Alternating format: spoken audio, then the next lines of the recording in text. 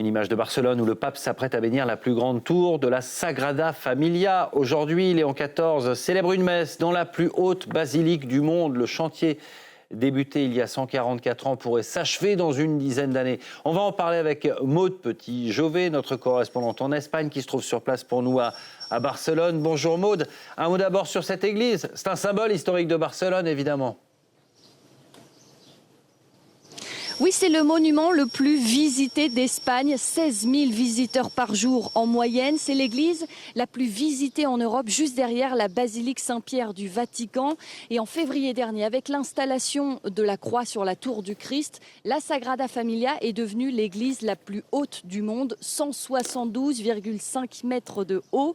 C'est le chantier le plus long de l'histoire moderne. Il a commencé en 1882. C'est son architecte visionnaire Gaudi qui en est à l'origine. Il a travaillé ici sur la Sagrada Familia pendant 43 ans, 12 ans à temps plein, et ses 8 derniers mois de sa vie les a passés à l'intérieur de la Sagrada, dans son atelier.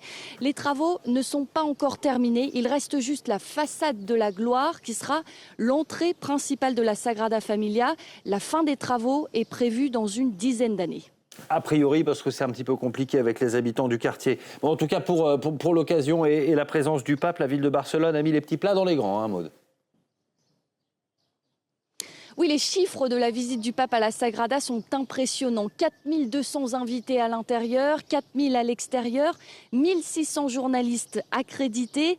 Et pour montrer l'exemple de cet engouement, pour les 4200 invités à l'intérieur, il y a eu plus de 10 000 demandes. Plus de la moitié des invitations ont été distribuées par les paroisses directement.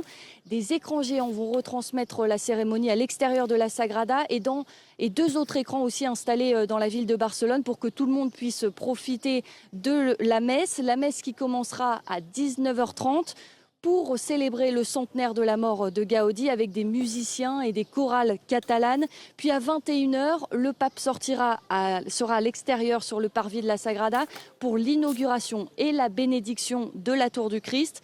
Puis le clou du spectacle avec un spectacle technologique de lumière qui mettra en lumière cette tour du Christ et l'extérieur et illuminera la ville de Barcelone comme un dernier hommage à la créativité et la vision de Gaudi. Ça nous promet de belles images. On suivra cela sur France 24, bien sûr, aujourd'hui. Merci beaucoup, Maude, en direct de Barcelone et de la Sagrada Familia. Autre